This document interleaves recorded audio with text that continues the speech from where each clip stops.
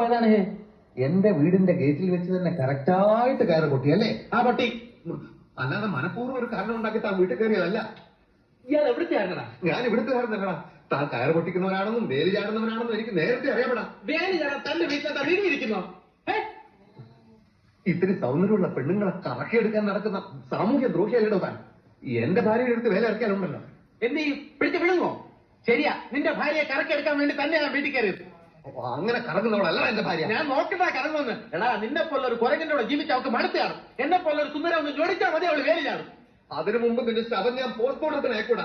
എന്നാ നോക്കിക്കോ, ഇന്നു മുതൽ 7 ദിവസത്തിനകം അവളെ ഞാൻ തട്ടിയെടുത്തില്ലെങ്കിൽ എന്റെ പേര് വിനോദ് കുമാർ ആലപ്പി നൽകണം. എന്നാ നീ ചാവാൻ ഒരുങ്ങിക്കട. ഓടെ കഴുത.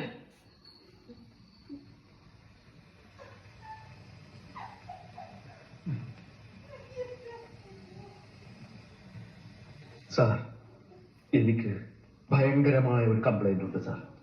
വിനോദ് കുമാർ ആലപ്പി എന്നൊരു ഭീകരൻ എന്റെ വീട് ആക്രമിക്കാൻ പോകുന്നു.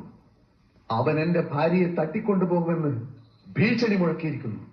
അവനെ ഇപ്പൊ തന്നെ അറസ്റ്റ് ചെയ്യണം സാർ. ഭാര്യയെ തട്ടിക്കൊണ്ട് പോയിട്ടില്ലല്ലോ. ഏത് നിമിഷത്തിലും അത് സംഭവിച്ചേക്കാം സാർ. അവൻ എന്നേക്കാൾ വെളുത്തിട്ടാണ്, നല്ല ഉയരവുമുണ്ട്.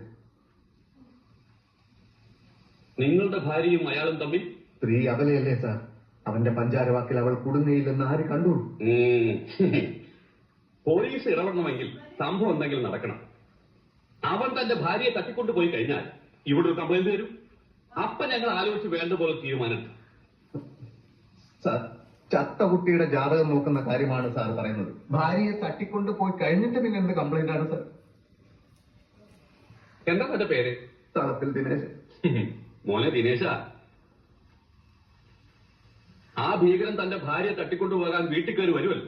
അപ്പൊ വല്ല തെങ്ങിലും പിടിച്ച് കെട്ടിയത് എന്നിട്ട് നേരെ കൊണ്ടുപോവാ. ഒരു തെളിവില്ലാതെ ആക്ഷൻ എടുക്കാൻ ഞങ്ങൾക്ക് പറ്റില്ല കുഞ്ഞെ. അങ്ങനെ പറയരുത് സാർ.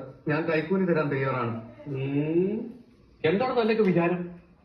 പോലീസുകാരെ കൈക്കൂലി വാങ്ങാൻ? എവിടെ തനിക്ക് പറ്റിങ്ങി അവനെ കൈയോടെ പിടിച്ചോണ്ട് പാടോ?